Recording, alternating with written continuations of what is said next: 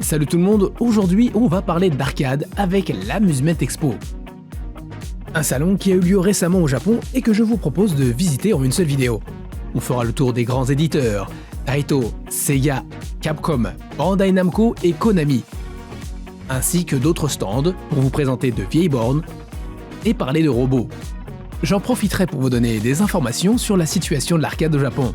Installez-vous bien et c'est parti.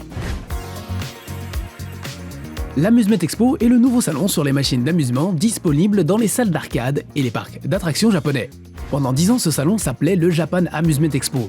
Il avait lieu en janvier ou février durant 2 jours, avec un jour dédié aux professionnels et un jour dédié au grand public. Cette nouvelle formule du salon n'a lieu que durant un jour et il n'y a pas de journée dédiée aux professionnels. Mais il y a tout de même un espace réservé aux businessmen. Alors pourquoi ce changement ?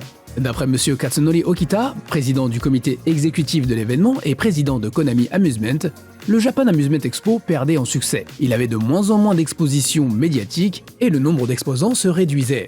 Au point que le comité de l'industrie de l'amusement japonais commençait à se demander si ce salon n'allait pas finir par disparaître.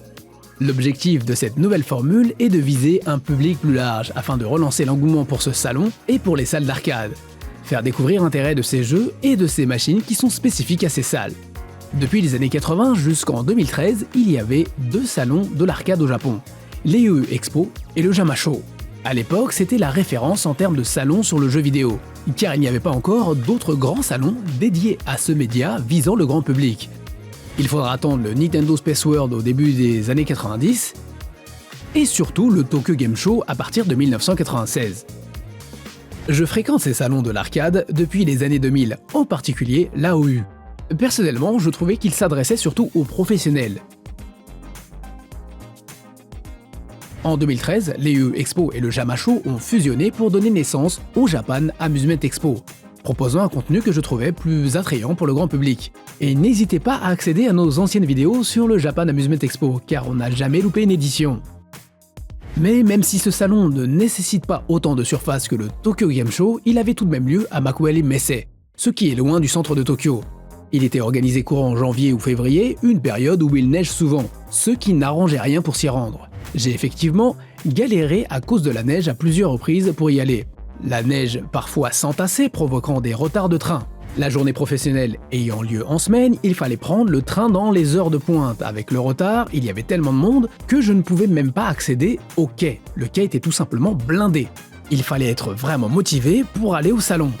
Désormais, ce salon a lieu en automne, au Tokyo Big Sight, ce qui est beaucoup plus proche du centre de Tokyo et plus facile d'accès pour moi. Et on risque moins d'être embêté par la neige. Le contenu des stands est aussi organisé de façon différente, pour mettre en avant les goodies disponibles dans les machines à prix. Et ces goodies, comme les figurines disponibles uniquement dans ces machines, attirent bien du monde. Pour vous donner une idée, basé sur les chiffres de 2021, les machines à prix génèrent environ 7 fois plus d'argent que les bornes de jeux vidéo et de jeux de rythme. Et justement, on pouvait jouer gratuitement dans plusieurs stands à ces machines pour récupérer des goodies et autres friandises. On a vu des personnes qui en avaient plein les bras. On peut remarquer plusieurs stands disposant de scènes où l'on pouvait assister à des talk-shows, des compétitions, des démonstrations faites par des pro-gamers. Mais la plus grande nouveauté est l'Amusement Music Fest, un festival musical animé entre autres par des seiyuu, avec des musiques issues de jeux d'arcade mixées par des DJ comme Masaki du fameux groupe Zuntata de Taito ou Takenobu Mitsuyoshi, connu avec les musiques de Daytona USA. J'en ai d'ailleurs profité pour lui faire un petit coucou. Il est évident pour moi que cette édition a attiré un public plus jeune. On remarque aussi pas mal de gens venus en famille. Trêve de présentation, commençons notre visite du salon par le stand de Sega. Chez Sega, en façade du stand, on a d'abord du UFO Catcher avec leur application Sega UFO Catcher Online, une application permettant de contrôler à distance des machines à prix avec des pinces. Les lots gagnés sont envoyés directement chez nous, une appli que j'avais présentée il y a plus de 5 ans lors du Sega Fest de 2018. Depuis, d'autres sociétés ont suivi le pas. À côté, un spot photo à l'intérieur d'un UFO Catcher. À gauche du stand, des machines Pellicula, ou machines à imprimer des photos autocollantes en collaboration avec Persona 5 Tactica. Ces modèles appelés Lomakun permettent de décorer nos photos avec des illustrations issues des personnages du jeu Persona 5 Tactica, une collaboration qui a lieu du 13 novembre au 20 décembre 2023. On continue sur la gauche pour passer derrière le stand avec une zone initiale dit arcade. Une série de bornes qui continue depuis une bonne vingtaine d'années.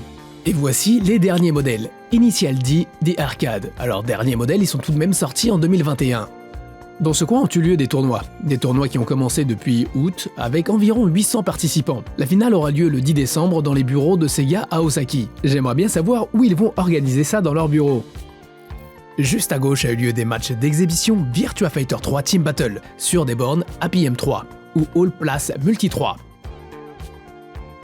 Voici une petite borne de Potato, cette petite voiture qui ressemble à un cochon d'Inde, issue de la série d'animation Pui Pui Molcar. Et ce jeu s'appelle Noreru Pui Pui Molcar. Cette borne permet aux petits de conduire Potato pour récupérer des légumes et faire un maximum de points. La voiture se dandine, faisant par la même occasion office de petit manège. Cela reste à confirmer, mais il est possible que l'on retrouve cette petite borne dans les parcs d'attractions, les centres commerciaux ou les supermarchés japonais. Et j'en profite pour vous préciser qu'il y a un vrai marché de l'arcade pour les enfants au Japon. Et il n'est pas rare de voir des bornes de jeux vidéo dans les supermarchés à proximité des rayons jouets. On passe dans la partie droite du stand où se trouve une exposition de goodies Mignon et Georges le petit singe. À droite de cette zone, on a un coin Spy Family, avec une série de produits Spy Family Code White, le film qui sera projeté en salle à partir du 22 décembre 2023 au Japon. Pour faire apparaître certaines de ces figurines, il fallait maintenir appuyé un bouton, le truc prise de tête à filmer, et en plus il y avait beaucoup trop de reflets, donc j'ai abandonné. Il y avait aussi du Eiketsu Taisen, une borne qui se joue avec des cartes à collectionner, et du Medal Game avec Jackpot Circus, des machines que l'on ne pouvait pas filmer pour des raisons de restriction. Et ce sera tout pour le stand de Sega. Juste en face du stand de Sega se trouve le stand de Taito, plus compact en taille et plus rempli, ce qui ne laisse pas énormément de place pour circuler. Dans le centre du stand, des bornes Street Fighter 6 Type Arcade, qu'on n'a toujours pas le droit de filmer. Street Fighter 6 Type Arcade dont le location test a eu lieu une semaine avant l'Amusement Expo, ce qui m'a permis de le tester dans la salle Hey de Akihabara. Mais là aussi, je n'ai pas pu filmer. J'étais d'ailleurs en compagnie de l'ami Gamoni, à qui je fais une petite bise au passage.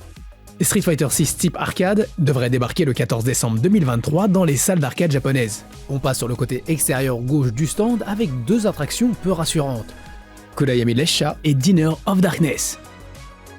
Avec pour décorer un zombie en cage. Je suis même pas sûr que ce soit un zombie en fait. Ce sont des attractions sonores munies d'écouteurs, un genre nommé Sound Horror. Par exemple pour Kodayami Lesha, que je traduirai par Train of Darkness, à l'intérieur, on a une reproduction d'un wagon de train, avec une fenêtre. Cette fenêtre est en fait un écran, que nous n'avons pas filmé pour rien révéler. Les sièges sont munis de casques et de boutons. Ces boutons nous servent à faire des choix, qui influenceront le déroulement du scénario, car il y a plusieurs fins disponibles. Mais ce n'est pas forcément notre sélection qui sera retenue, car on peut jouer jusqu'à 4 joueurs, et le choix qui obtiendra le plus de voix déterminera le déroulement du scénario. Une fois installé, le casque sur la tête, c'est parti pour un voyage d'environ 15 minutes. Kodayami Lesha sera disponible dans le prochain Taito Station, dont l'endroit et la date d'ouverture restent un mystère. Mais en discutant avec les responsables de chez Taito, je sens qu'on aura du nouveau prochainement. Dinner of Darkness se base sur le même concept, mais dans un restaurant permettant de jouer jusqu'à 6 joueurs. Il est déjà disponible dans le Taito Station de Shinjuku Minamiguchi. Minamiguchi pour sortie sud. Le stand disposait de plusieurs machines à prix, avec ici Get Spin, une machine qui n'utilise pas de pince, mais où il faut appuyer au bon moment pour déplacer un bâton, pour viser le centre des plaques qui bordent la plateforme pivotante. Si on y parvient, cela fait basculer la plateforme et fait tomber son contenu. Pendant 45 secondes, on pouvait tester sa chance gratuitement pour obtenir des prix. De retour dans le centre du stand avec une machine qui contrôle une grue à l'aide d'un stick, et non pas de boutons. Cette machine contient des slimes de Dragon Quest. Et on va continuer dans les goodies Dragon Quest avec toute une série de prix qui sont disponibles depuis peu ou seront disponibles prochainement dans les salles d'arcade. Peluches, chausse-pieds, lampes, tirelires, de quoi revoir notre décoration intérieure. Un slime qui peut suivre une ligne. Ça sert pas à grand chose, mais ça me donne quand même envie. Juste à gauche, un podium exposant des figurines Coreful. Des héroïnes issues d'animés et de jeux vidéo comme ReZero, Overlord ou Black Rock Shooter. Black Rock Shooter qui est à l'origine une illustration qui servira d'image à une chanson, puis un animé, puis un jeu sur PSP. La plupart de ces figurines sont déjà sorties, à part quelques exceptions qui ne vont pas tarder. À proximité, une série de figurines Artist Masterpiece, ou AMP en raccourci. Regardez les finitions de cette Miku Sakura. C'est joli. Et on n'en a pas fini avec les goodies. Le stand en était bordé.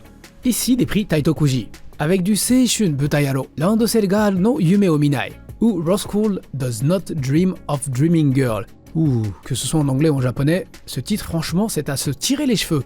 Il y avait aussi du Oshinoko et du Tokyo Revengers. Si vous ne le savez pas, les Kuji c'est un système de tirage au sort, basé sur des billets à acheter. Ces billets cachent généralement une lettre qui détermine un lot. Derrière ces vitrines, d'autres vitrines avec une série de figurines Aqua Float Girls. Toujours dans la même série, les 5tuplés de Gotobe no Hanayome. Et non, je ne prononcerai pas le titre en anglais, pour éviter de me faire une crampe à la langue. Mais c'est surtout imprononçable pour moi. À côté, dans la série Petit Figure, du Spy Family et du Oshinoko. J'avoue que j'ai un petit faible pour Anya. Bref, ce n'est pas les figurines qui manquent sur le stand de Taito, mais fondamentalement, rien de nouveau en termes de jeux vidéo pur et dur sur ce stand. On passe au stand de Capcom qui est enfin de retour dans ce salon de l'arcade. Ici l'attraction principale, c'est Street Fighter VR Shadow Kyoka Keikaku, ou le plan de renforcement de Shadowleux. Un titre VR qui nous place dans la peau d'un soldat de l'organisation de Bison Shadowleux. Un soldat qui participe à un entraînement spécial où l'on affronte les plus grands Street Fighter. A l'aide d'un casque HTC Vive, il faut mettre des coups de poing et faire des Hadoken. C'est intéressant de voir le stage de Ryu sous un autre angle. Ce jeu est disponible dans le Plaza Capcom de Hiroshima.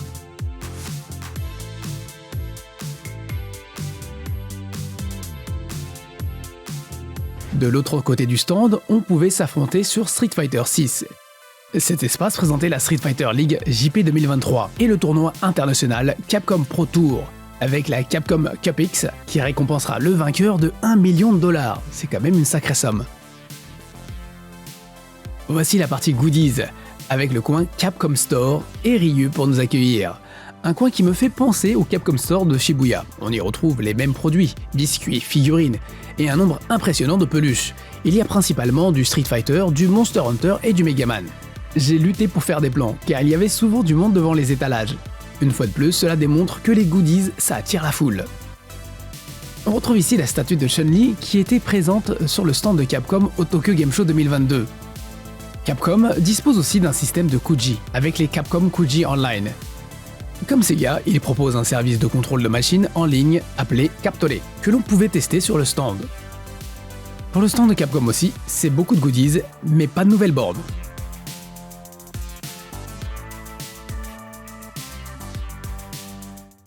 Maintenant, direction le stand de Bandai Namco, facile à repérer avec cette Nissan Fairlady Z jaune. Au centre de la zone, Wangan Midnight Maximum Tune 6 Double R+. Comme point initial dit, Wangan Midnight est à l'origine un manga. Cette série de jeux de course existe aussi en arcade depuis une vingtaine d'années, pour devenir la licence phare en termes de jeux de course de Bandai Namco, au détriment de Ridge Racer. Pour rappel, le dernier Ridge Racer en arcade, c'est Ridge Racer 5 Arcade Battle, sorti en 2000. Je me souviens d'avoir présenté le Wangan Midnight Maximum Tune 6 en 2018, il y a donc plus de 5 ans. Mais ce jeu continue d'avoir de fervents fans et son contenu ne cesse d'augmenter. Ici, 8 bornes pour tester cette nouvelle version du 6 Double R+, prévue pour février 2024. Je vais éviter de lister les détails qu'ajoute cette nouvelle version car je ne suis même pas sûr d'avoir tout capté. Fondamentalement, c'est une upgrade qui tourne toujours sur le système ES3 qui fut introduit avec Mario Kart Grand Prix Deluxe il y a 10 ans. Pour ceux qui sont au Japon et qui veulent tester cette borne avant sa sortie, sachez qu'il y a un location test, donc un bêta test, de Wangan Midnight Maximum Tune 6 Double R+, prévu du 15 au 21 décembre 2023 au Namco de Matsudo dans la bordure est de Tokyo. En parlant de Mario Kart Grand Prix Deluxe, il était aussi disponible sur le stand avec 8 bornes. Je pense qu'il n'est plus nécessaire de le présenter, car je l'ai déjà fait lors du Japan Amusement Expo de 2013. Ce jeu, je le vois dans la plupart des salles d'arcade japonaises où je vais. Il est même dans les rayons de jouets de shopping mall. Ce qui prouve que 10 ans après sa sortie, ce titre continue à avoir du succès. Et c'est aussi le cas pour Mario Kart 8 sur console, sorti il y a plus de 9 ans. Ici des bornes Dead Heat Unleashed, que j'ai présenté lors du Japan Amusement Expo de 2023. On reste dans la course, mais il n'est plus question de voiture, mais de vélo, avec Backdash Delivery. On y joue un livreur à vélo qui livre de la nourriture. Et oui, c'est plus dans l'air du temps que les journaux. Elle est loin, l'époque de Paperboy. La particularité de cette borne, c'est qu'il faut pédaler pour avancer. Le but est de faire les livraisons le plus rapidement possible, ce qui est dans le principe proche de Crazy Taxi. Il faut croire que Namco aime bien nous faire suer, car je me souviens bien de leur borne Prop Cycle, sortie en 1996, où il fallait pédaler pour avancer et toucher des ballons. Il y avait des bornes Jojo Bizarre Adventure, The Last Survivor, que j'ai présenté lors du Japan Amusement Expo de 2019. Depuis, le jeu a eu le droit à plusieurs modifications, l'ajout de maps et de personnages, dont récemment Mohamed Abdul. Je sais que pas mal de monde espère voir sortir ce Battle Royale sur console, mais bon, pour l'instant, cela reste une exclusivité arcade. Il y a aussi du Gundam Extreme Versus 2 Overboost, le fameux versus 2 contre 2, dans l'univers de Gundam, disponible depuis juin 2024. Ce stand fut aussi l'occasion pour des tournois de qualification sur JoJo Bizarre Adventure, The Last Survivor, et des tournois de Gundam Extreme Versus 2 Overboost, ce qui est aussi une occasion pour voir du Superplay. Sur le stand, il y avait une borne Tekken 7 et des machines à slot Tekken. Tekken 7 sorti à l'origine en arcade en 2015, puis 2 ans après sur console et PC. Mais pour Tekken 8, pour l'instant, il n'y a rien de clair sur sa sortie en arcade, alors que le jeu est prévu pour le 26 janvier 2024 sur console et PC. Il semble qu'après Street Fighter, c'est maintenant au tour de Tekken de favoriser d'abord le marché console et PC à celui de l'arcade. De la nouveauté avec Idol Master Tours, une nouvelle borne de ce jeu de rythme de Live d'Idol. On y retrouve plusieurs générations d'idoles de la série, incluant celle du premier épisode sorti en arcade en 2005. Idol Master se fera fortement remarquer lors de sa sortie sur Xbox 360 en 2007. Les vidéos de Nico Nico Doga autour du jeu à l'époque ont fortement contribué à sa renommée. Je me souviens même qu'il y avait des chansons du jeu disponibles dans les karaokés japonais. Je l'avais présenté sur France 3 à l'époque. Suite à ce succès, différents titres sont sortis sur console et mobile, ainsi qu'une série d'animés, mais aucune nouvelle borne depuis 2005. Idol Master Tours marque donc le retour de cette série en arcade. Ce jeu reprend les fondements du premier titre, mais cette machine utilise des cartes à collectionner, que l'on peut scanner pour influencer les paramètres des idoles. Au début de la partie, on choisit les idoles, puis une chanson, la scène, on scanne des cartes pour déterminer leur tenue, les accessoires, puis on scanne une carte de support et jusqu'à 3 cartes SP à pile, qui sont des cartes d'attrait permettant aux idoles de faire des pauses pour se mettre en avant. Ces cartes permettent d'augmenter les paramètres des idoles afin d'obtenir de meilleurs scores. Puis on choisit le niveau de difficulté. La grosse nouveauté de cette borne, c'est qu'en plus des 5 boutons à taper en rythme, il y a 5 sliders permettant de changer les plans de caméra et les éclairages, ainsi que 3 switches qui permettent d'activer les 3 cartes SP à pile scannées plus tôt, et un bouton pour faire des photos durant les lives. Cela fait quand même pas mal de trucs à bidouiller, et moi qui rame juste avec les boutons rythme, c'est super chaud. Pour le moment, je ne sais pas quand la borne sortira. Toujours dans les jeux de rythme, il y avait la borne Taito no Tatsujin qui reste un pilier des salles d'arcade japonaises. Une autre nouveauté, Goldstorm Pirates, un shooter qui nous met à bord d'un bateau pirate. Je suppose que c'est la suite de Deadstream Pirates sorti en arcade en 2010. Donc voici des images que j'avais tournées lors de l'EEU de 2010. Ce jeu est aussi sorti sur PS3, jouable avec le PS Move. Je n'ai malheureusement pas pu filmer l'intérieur de ce nouveau volet, mais le truc nous secoue, nous souffle dessus pour plus d'immersion. Il utilise 2 canons pour chaque joueur pour tirer sur les ennemis à l'écran, mais aussi pour tirer des boulets de canon sur les bateaux. Comme dans Deadstorm Pirates, la borne est munie d'un gouvernail pour contrôler le navire dans certains passages. Voici exactement le type de jeux qui font la particularité des salles d'arcade. Une affaire à suivre pour une sortie prochaine j'espère.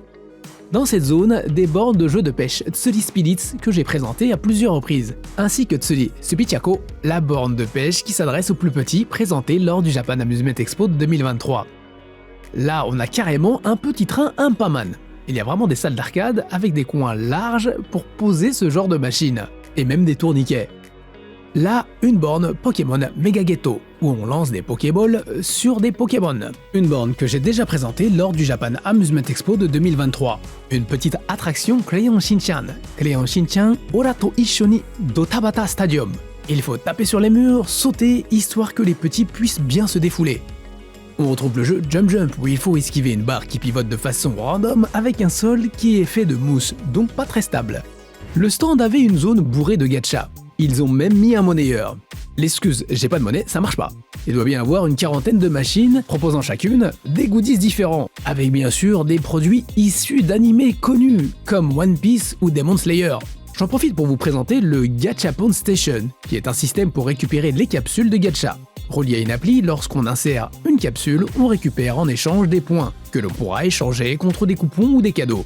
On trouve cette machine généralement dans les centres Gachapon, comme c'est le cas de celui-ci que j'ai filmé à Yokohama. Ici aussi des machines à prix pour gagner des friandises. Par exemple avec ces modèles Klena 3, qui peuvent être équipés de pinces ou d'un stick pour pousser des objets afin de les faire tomber. On enchaîne brièvement avec le stand de Bandai Namco Technica, qui présente principalement des bornes plus analogiques. Pas mal de classiques des fêtes foraines revus au goût du jour, comme du lancer de balles avec Colorful Cola, où il faut viser des bouteilles, de préférence celles qui donnent le plus de points dans un temps limité. Du tir avec Shooting Master, où là il faut viser des cibles qui bougent avec un fusil à billes. Du hockey avec Change Goal Hockey. Cette machine lâche parfois un tas de palets en même temps, mais on a déjà présenté ce genre de machine dans le passé. Ici Strike Hook, une machine à prix. Et enfin un petit manège Tobe Kujilago, qui est un petit bateau qui monte et descend et pivote. Il y a aussi un stand Bandai Spirit plein de figurines, mais on va directement passer au stand de Konami, sinon on va pas s'en sortir. Sur le stand de Konami, la nouveauté, c'est Polaris Code, un jeu de rythme dont on peut voir les personnages décorer une partie du stand, faisant aussi office de point photo. Ce jeu met en avant des créateurs de contenu, qui sont par exemple des VTubers, et une équipe de tournage qui les aide à réaliser des vidéos. Il y avait 4 bornes pour tester le jeu, une borne composée de 2 écrans, avec l'écran du haut pour afficher le clip et les informations sur la chanson, et l'écran du bas pour afficher le jeu. Le contrôle se fait à l'aide d'un clavier et de 2 sliders appelés faders. Le clavier permettant principalement 3 actions, appuyer, maintenir appuyé, et slider lorsqu'on déplace la main à l'horizontale tout en maintenant les touches appuyées. Bien évidemment, toutes ces actions doivent être réalisées en rythme en fonction des barres qui défilent à l'écran. Fondamentalement, rien de véritablement nouveau, hormis peut-être les 2 faders à déplacer à l'horizontale. Mais cela reste tout de même proche dans le concept des bornes Sound Voltex avec les 2 potentiomètres. Ce jeu contient des musiques qui sont tendance sur les réseaux sociaux japonais, avec l'intervention de VTubers. Les VTubers sont généralement des YouTubers qui utilisent un avatar en 2D ou en 3D, et il y en a vraiment qui cartonnent. Polaris Code contient pour l'instant 19 titres musicaux, et je ne sais pas encore quand cette borne sera disponible dans les salles d'arcade. À bien y penser, Konami est l'un des rares éditeurs à continuer à sortir et à présenter de nouvelles bornes à chaque salon sur l'arcade. Ce qui est paradoxal avec l'image qu'ils ont souvent à l'étranger, surtout dans la communauté de ceux qui ont connu l'âge d'or de Konami fin des années 80, début des années 90. Car en effet, j'entends souvent dire que Konami sont morts en termes de jeux vidéo. Comme je l'ai dit en début d'émission, Katsunori Okita est le président du comité exécutif de cet événement. Mais c'est aussi le président de Konami Amusement, ce qui montre leur motivation pour tirer vers le haut le secteur de l'arcade. Monsieur Katsunori Okita a travaillé sur des titres qui ont explosé en arcade dans la fin des années 90, comme Dance Dance Revolution, une série qui aujourd'hui encore affirme sa présence dans les salles d'arcade, avec la fameuse borne dorée sortie pour marquer les 20 ans de la série. Pour continuer avec Dance Dance Revolution, ils exposaient Dance Dance Revolution Classic Mini, une mini-borne d'arcade développée en collaboration avec Zwiki, que j'ai présenté brièvement dans une vidéo au sujet de l'X68000 Mini. Cette mini-borne contiendra les musiques des versions 1, 2 et 3 de Dance Dance Revolution, sorties en arcade de 1998 à 1999. Les 2 socles font office de contrôleurs que l'on peut tenir dans la main ou poser sur une table. On peut aussi les brancher via port USB à un PC pour faire office de manette. Cette mini-borne peut être reliée à un écran avec une prise HDMI en 720p. Honnêtement, j'ai pas trop cherché à comprendre sur l'évolution du projet, mis à part le fait qu'il y a eu un crowdfunding qui s'est terminé sur un succès fin novembre. Le prix de base du crowdfunding pour obtenir la machine était de 41 580 yens, ce qui fait environ 260 €, ce qui est pour moi tout simplement hors de budget comme c'était le cas pour le X68000. Les participants au crowdfunding devraient recevoir la machine courant août 2024. Le reste du stand exposait principalement du Metal Game, avec Momotaro Dentetsu Metal Game Mo Teban, le Metal Game qui se base sur la fameuse série de jeux de plateau console de Hudson Soft, Momotaro Dentetsu, qui a cartonné sur Switch ces dernières années. Mais j'ai déjà présenté cette machine lors du Japan Amusement Expo de 2023. Ici, une nouvelle version de Color Colota, une série de Metal Game qui a pour particularité d'avoir une roulette flashy en son centre. Cette nouvelle version s'appelle Kala Colota Maboroshi no Tougenkyo et permet de jouer jusqu'à 12 joueurs en même temps. Elle devrait sortir courant février ou mars 2024 au Japon. Konami propose aussi un service de machine à prix en ligne, Konapura. Ce service permet de contrôler à distance, avec un PC ou un smartphone, 2 types de machines à prix. Il y a aussi des machines à prix sur le stand comme Pukure. Cette machine utilise un stick pour manipuler une grue à 3 bras. Et on finira la visite du stand de Konami sur une exposition de leurs goodies qui font office de prix. Au centre du salon, il y avait une énorme foule. Tout ce monde s'était rassemblé pour voir deux robots. Le SR01, un robot transformer, et le SR02, un véhicule robotisé à 4 pattes. Deux robots fabriqués par Sensei Technologies. Petit, j'étais un fan des Transformers, de Robotech et de Star Wars. Il fallait absolument que j'en sache un peu plus sur ces machines. J'ai eu la chance de rencontrer Monsieur Kazuya Miyazaki, chef de direction technique chez Sensei Technologies. Il m'expliqua que son entreprise travaillait pour 3 secteurs, les parcs d'attractions, les ascenseurs et les mécanismes de scène de théâtre. Il fabrique par exemple des grands 8 ou des tasses tournantes pour les parcs d'attractions. Des plans de réalisation jusqu'à la maintenance, ils ont en charge l'ensemble des tâches pour la réalisation de machines et d'infrastructures. Avec leur savoir-faire et leur technologie, sa direction voulait réaliser quelque chose de nouveau pour amuser les gens. C'est ainsi que ces équipes, avec l'aide de leurs partenaires, ont d'abord réalisé le SR01. Puis ils ont créé ce véhicule à 4 pattes, le SR02. J'ai déjà vu ce genre de projet il y a plus de 12 ans, comme par exemple avec le Landwalker 01, réalisé par la société Sakakibara Kikai, que j'avais filmé lorsque je travaillais comme reporter pour Fuji TV. À la différence du SR02, le Landwalker n'utilisait pas de batterie, mais de l'essence. À l'époque, l'équipe en charge de sa réalisation m'expliqua que ce genre de machine coûtait cher à réaliser et n'était pas encore rentable. J'ai donc posé à Monsieur Miyazaki des questions sur la rentabilité et l'avenir de leurs deux robots. Il m'a répondu que sa direction voulait générer de l'argent, mais pour l'instant, nous sommes loin du retour en investissement. Petit à petit, nous obtenons des revenus en participant à des événements ou en louant les robots avec du personnel. Il m'expliqua que le SR01 avait une impact visuel divertissante et pourrait participer à de grands événements comme l'exposition universelle du Japon, ou être utilisé pour des shows durant les mi-temps de rencontres sportives, lui faire différentes actions comme danser. Pour le SR02, on pourrait l'utiliser comme transport dans les parcs d'attractions, ou pour se promener lentement pour apprécier de beaux paysages, avec une vue élevée, par exemple pour transporter des personnes âgées ou des enfants. Nous essayons de répondre aux différentes demandes des utilisateurs pour en faire de vrais produits. Suite à l'exposition de ces machines, plusieurs sociétés nous ont contactés pour utiliser ces robots. Nous avons aussi reçu des demandes de faisabilité pour d'autres projets. Nous recevons aussi des demandes universitaires étudiant la robotique, souhaitant étudier notre technologie. Nous avons même embauché certains universitaires désirant intégrer notre société. Pour l'avenir, nous souhaitons augmenter les possibilités des mouvements du SR01, augmenter la qualité en termes de sécurité, en particulier pour le SR02, afin d'améliorer son équilibre, sa stabilité et la détection d'obstacles comme des personnes. Suite à cette interview avec Monsieur Miyazaki, j'ai pris conscience qu'il y avait un business éventuel pour l'exposition de robots articulés, comme par exemple le Gundam de Yokohama. Et si Sensei Technologies parvient à développer son business, il n'est pas impossible que d'autres constructeurs entrent dans la course à la réalisation de robots de ce genre. Il y a déjà par exemple Akax de Tsubame Industries, un projet qui donne du rêve. Et là on se rapproche de Armored Core.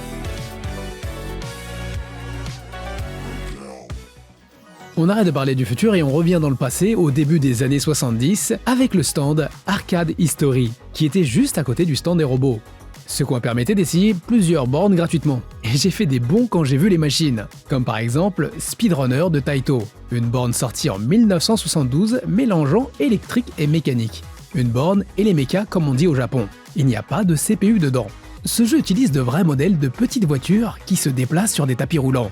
Le volant et l'accélérateur répondent au quart de tour, ce qui donne un gameplay agréable. On a vraiment une sensation de contrôle sur cette petite voiture. Juste à côté, la mythique board de Taito, Space Invader, sortie en 1978. Une borne avec un écran noir et blanc. Un écran pratiquement placé à l'horizontale dans la borne, se reflétant dans un miroir. Et c'est ce miroir que l'on regarde lorsque l'on joue. Un système utilisé dans pas mal de bornes de type stand-up de la fin des années 70 au début des années 80. C'est par exemple le cas pour Astrozone. Une autre borne de Taito sortie en 1980 qui se joue avec un pistolet fixé à la borne. C'est un peu l'ancêtre de Operation Wolf. Il faut dégommer rapidement les ennemis qui apparaissent à l'écran. Je trouve intéressant le design de pistolet qui fait très SF des années 50-60.